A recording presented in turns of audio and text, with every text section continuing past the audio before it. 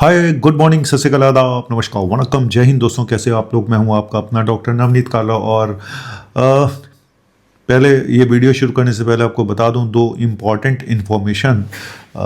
हमारा fibroscan camp, liver checkup camp, जो advance test होता है फाइब्रोस्कैन, लीवर की सब स्टेज बता देता है।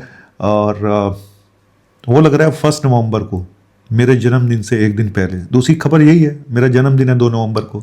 तो जिसको भी गिफ्ट देने हो वो आप मेरे यूपीआई का मैं यहाँ पे वो दे दूंगा, आप उस पर पैसे डाल के अपना गिफ्ट दे सकते हैं मुझे, और डायरेक्ट भी भेज सकते हैं। मैं बिल्कुल भी मना नहीं करूँगा आप लोगों को। और चलिए, ये तो मजाक की बात होगी, मुझे कोई गिफ्ट नहीं चाहिए। आपने मुझे इतना प्यार दिया है, मुझे यहाँ तक पहुँचा दिया, यही मेरे लिए सबसे बड़ा गिफ्ट है। और चलिए बताता हूँ, आज की ताज़ा खबर ये है कि मशहूर पत्रकार, है ना, वैसे तो पत्रकार हैं राजदीप सरदेसाई जी को प्रोस्टेट का कैंसर हो गया। प्रोस्टेट का कैंसर हो गया और उनकी सर्जरी भी हो गई, रोबोटिक सर्जरी, और वो ठीक भी हैं। 60 साल की उम्र है उनकी। तो आज मैंने सोचा क्यों ना प्रोस्टेट कैंसर पे टॉपिक बना दिया जाए, है ना। खबर सेंसेशनल, ये इसको सेंसेशनल खबर बनाना मेरा मुद्दा नहीं है। मुद्दा ये है कि इसी बहाने आप लोगों को एक अवेयरनेस मिलती है कि भाई ऐसा हो सकता है, किसी के साथ भी हो सकता है। तो चलिए, आज का टॉपिक है प्रोस्टेट कैंसर। के सिम्टम्स क्या होते हैं, इसको डायग्नोसिस कैसे करते हैं, इसका ट्रीटमेंट क्या होता है। और प्रोस्टेट कैंसर एक ऐसा कैंसर है जो बहुत स्लोली ग्रो करता है बॉडी के अंदर। और एक ऐसा कैंसर है जहाँ पे पेशेंट ठीक हो जाते हैं। अगर अर्ली डिटेक्शन हो जाए, लोकलाइज्ड हो कैंसर, तो काफ़ी पेशेंट 5 साल के बाद भी जिंदा रहते हैं। काफ़ी साल, 5 से 20 साल तक कुछ नहीं होता है पेशेंट्स को, ये देखा गया है, अगर वो लोकलाइज्ड ट्यूमर है, कैंसर है तो सबसे बड़ी बात वही है, हर कैंसर में जैसे मैं बोलता हूँ, अर्ली डिटेक्शन, जितना जल्दी पकड़ेंगे उतना अच्छा इलाज होगा, चाहे वो कोई भी कैंसर हो। लेकिन प्रोस्टेट कैंसर में जैसे कि उनका राजदीप के बेटे सर्जन हैं, तो उन्होंने बोला, पापा आप लकी हो कि आपको ये प्रोस्टेट कैंसर हुआ है, क्योंकि प्रोस्टेट कैंसर एक ऐसा कैंसर है जहाँ पे लाइफ नॉर्मली चलती रहती है। और ये देखा गया कि डेथ का कारण प्रोस्टेट कैंसर नहीं होता, जो ठीक हो जाते हैं कोई और कारण होते हैं। और वो तो जब उम्र हो जाती है तो बड़े सारे कारण हो जाते हैं, किसी को हार्ट का, किसी को किडनी का, किसी को स्ट्रोक हो गया, किसी को कुछ हो गया, तो डिमेंशिया हो गया, एल्जीमर हो गया, तो कुछ भी हो सकता है।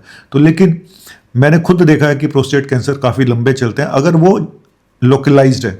लोकलाइज्ड कैंसर किसको बोलते हैं? अगर वो प्रोस्टेट तक लिमिटेड है। अगर वो बाकी बॉडी के दूसरे हिस्सों में चल गया तो एडवांस कैंसर हो गया। लोकलाइज जो प्रोस्टेट तक है, प्रोस्टेट के आसपास के एरिया तक है, तो उसी को लोकलाइज हम लोग कैंसर बोलते हैं। तो प्रोस्टेट कैंसर की सबसे अच्छी बात है कि सर्वाइवल रेट बहुत अच्छा है। 5 साल से ज़्यादा, काफ़ी पेशेंट 5 साल से ज़्यादा जी पाते हैं ऑपरेशन के बाद। और ट्रीटमेंट मैं बाद में बताऊंगा क्या क्या ट्रीटमेंट है। और चलिए टॉपिक शुरू करते हैं कि इसके सिम्टम क्या हैं, इसके टेस्ट क्या हैं, और इसका ट्रीटमेंट क्या है। ठीक है, तो बने रहिए, मैं आता हूं। और आप मेरे लंच वाले वीडियो देख रहे हो, अच्छे लग रहे हैं? अगर अच्छे ना लग रहे हो तो बता देना भाई, और अच्छे लग रहे हो तो मैं मेहनत करूंगा थोड़े और अच्छे बनाऊं। और मैं थोड़ी बहुत कॉमेडी इसीलिए करता हूं यार, थोड़ा मस्त रहा करो। लाइफ का पता नहीं है कब क्या हो जाए, किसको कैंसर हो जाए, किसी को हार्ट अटैक हो रहा है, तो थोड़ा सा मस्त रहना भी सीखो। ठीक है, तो थैंक यू वेरी मच। अपने अंदर के बच्चे को मरने मत दो। आता हूँ, अपने बच्चे को जगा के फिर आता हूँ।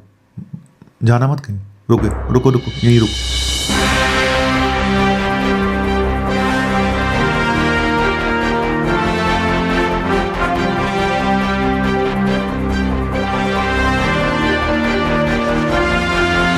पहले बता दूं, प्रोस्टेट ग्लैंड जो होती है, एक वॉलनट, अखरोट के साइज की एक ग्लैंड होती है जो हमारे यूरिनरी ब्लैडर के नीचे होती है, और यही हमारे यूरिन के सिस्टम को कंट्रोल करती है। और ये आदमियों में होती है, लेडीज़ में होती नहीं है। ठीक है, तो जनरली प्रोस्टेट ग्लैंड अगर निकाल दी जाए तो एक इंसान नॉर्मल लाइफ जी सकता है ना। तो निकालनी तो पड़ती है यहाँ पे, तो ये मैं बाद में बात करूंगा कि कोई प्रॉब्लम होती है नहीं होती है उसके बाद। तो जनरली सिम्टम्स क्या होते हैं? सबसे पहला सिम्टम देखो कि अगर जरूरत से ज़्यादा पेशाब आना शुरू हो गया, स्पेशली नाइट में, अगर रात को आपको बार बार पेशाब आ रहा है तो ये एक सिम्टम हो सकता है। दूसरा, पेशाब करने में फ्लो नहीं बन रहा है, आपको ताकत लगानी पड़ी है, वीक फ्लो है, धार ठीक से नहीं आ रही है, ये भी एक सिम्टम हो सकता है। पेशाब में ब्लड का आना, ठीक है, जिसको हिमेचूरिया बोलते हैं इंग्लिश में, तो ये भी एक सिम्टम हो सकता है। सीमन में ब्लड का आ जाना, ये भी एक सिम्टम हो सकता है।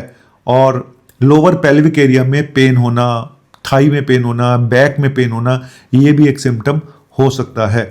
और इसके साथ में अगर आपको भूख नहीं लग रही है, आपको वेट कम होता जा रहा है, ये सिम्टम तो हर कैंसर के होते हैं। ये दो सिम्टम तो हर कैंसर के होते हैं कि वजन का कम हो जाना, लो ग्रेड फीवर आना, वेट कम होते जाना, ये हर कैंसर के सिम्टम हो सकते हैं, किसी भी कैंसर के हो सकते हैं। तो ये स्पेसिफिक प्रोस्टेट कैंसर के नहीं है, लेकिन हाँ ये भी एक सिम्टम्स हैं। बोनी पेन, बोन्स में पेन होना, ठीक है।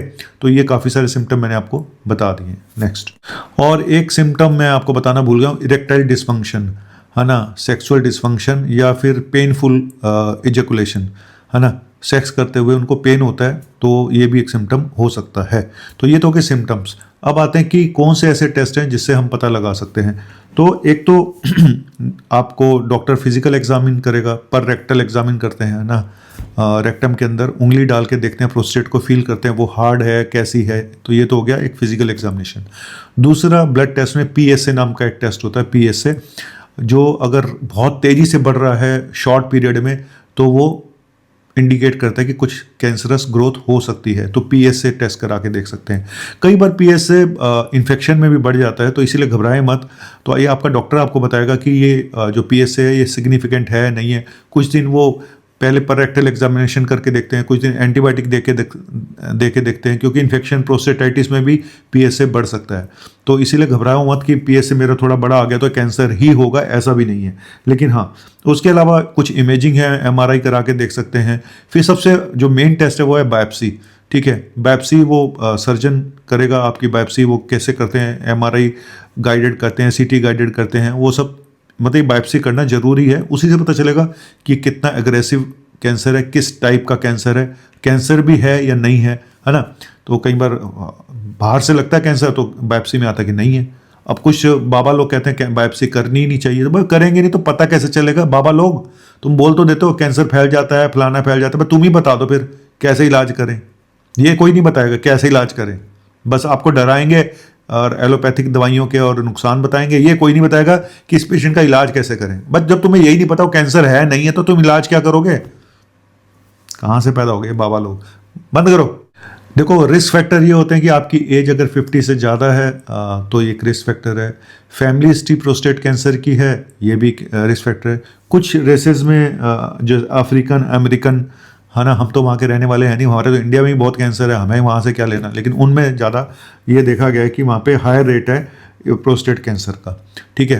अब बात करते हैं ट्रीटमेंट की। फिर बात करूँगा कि आखिर क्या क्या कॉम्प्लिकेशन हो सकते हैं ट्रीटमेंट की। और लेकिन सबसे ज़रूरी यही है कि जितना जल्दी डिटेक्ट, इसीलिए मैं बोलता हूँ जब आप कंप्लीट हेल्थ चेकअप कराते हो आदमियों में, मेन में, तो PSA जरूर करा के देखा करो। हर 50 साल की उम्र के बाद हर साल PSA कराना चाहिए अपना, ठीक है।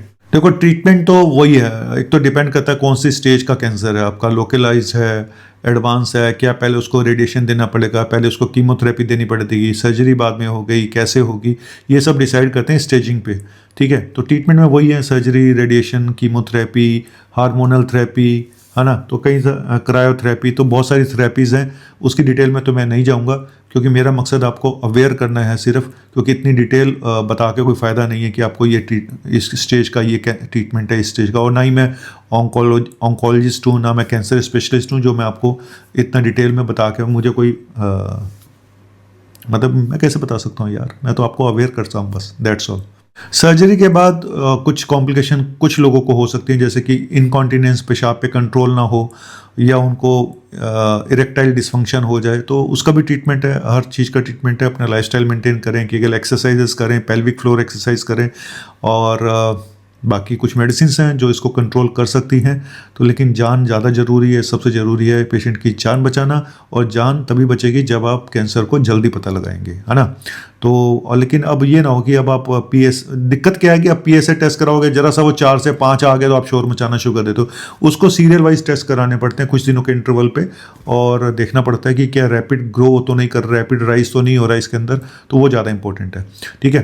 तो ये था PSA टेस्ट। ऐसी लेडीज़ में मेमोग्राफी और पैप स्मीयर नाम का टेस्ट होता है, तो वो उनके लिए ज़रूरी है ना। तो कपल को ये दोनों टेस्ट कराने चाहिए। अगर 40 साल से ऊपर उम्र है तो ये दोनों टेस्ट कराएं। आदमियों में तो खास तौर से PSA नाम का टेस्ट प्रोस्टेट कैंसर के लिए बहुत स्पेसिफिक टेस्ट है। ठीक है, तो चलिए चलता हूँ। और ज़िंदगी का पता नहीं है भाई कब क्या हो जाए, इसीलिए मैं ये जो लंच बॉक्स के वीडियो बनाता रहता हूँ, मस्ती लेता रहता हूँ। आप भी से भी कहूँगा थोड़ा डिस्ट्रेस करें, काम उतना ही करें जितनी आपकी औकात है ना। और सपने देखना बुरी बात नहीं है, लेकिन उन सपनों के लिए अपनी हेल्थ को खो देना ये सबसे बुरी बात है। बस इतना ही बोलूँगा। तो हंसते हंसते कट जाए रस्ते, जिंदगी यूं ही चलती रहे, खुशी मिले या गम बदलेंगे ना हम, चाहे दुनिया बदलती रहे। ठीक है, थैंक यू वेरी मच, शुक्रिया, बाय बाय।